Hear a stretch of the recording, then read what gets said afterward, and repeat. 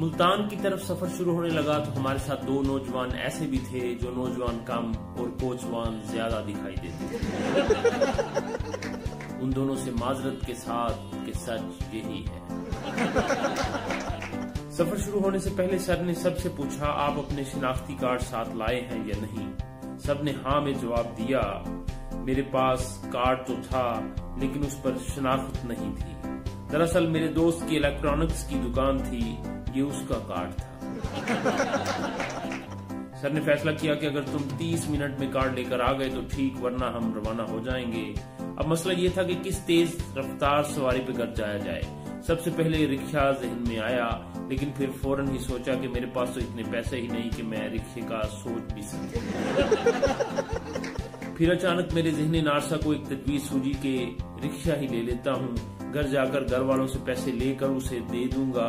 लेकिन फिर बदी ख्याल आया, अगर घर वाले घर पर मौजूद ना हुए तो शिनाख्ती कार्ड ना मिलने की वजह से सर का मुजरिम तो बनूंगा ही, साथ ही रिक्शे वाले का भी।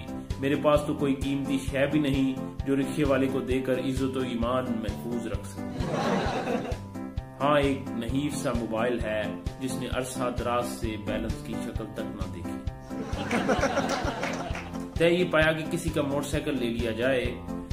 चुनाचे एक दोस्त के साथ उसकी मोटरसाइकिल पे जाने का इत्तेफाक हुआ। मैं गलती से उन्हें कह बैठा कि हमें बहुत जल्द वापस पहुंचना है, जरा मोटरसाइकिल तेज चलाइएगा।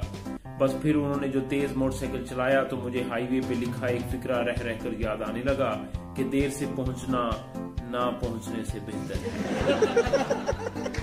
बहरहाल अल्लाह अल्लाह करके हम यूनिवर्सिटी पहुंचे तो मेरे बालों की डायरेक्शंस मुख्तलिफ समतों में बटी हुई थी।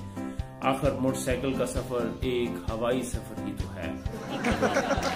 हमारी टीम 5 लड़कों और 2 लड़कियों पर मुश्तमिल थी। दोनों लड़कियां आपस में बहनें दिखाई देती थीं, लेकिन उनका आपस में रवैया बिल्कुल बाबी और नंद जैसा था। सफर का आगाज हो चुका था, साथ ही अंग्रेजी वाले सफर का भी।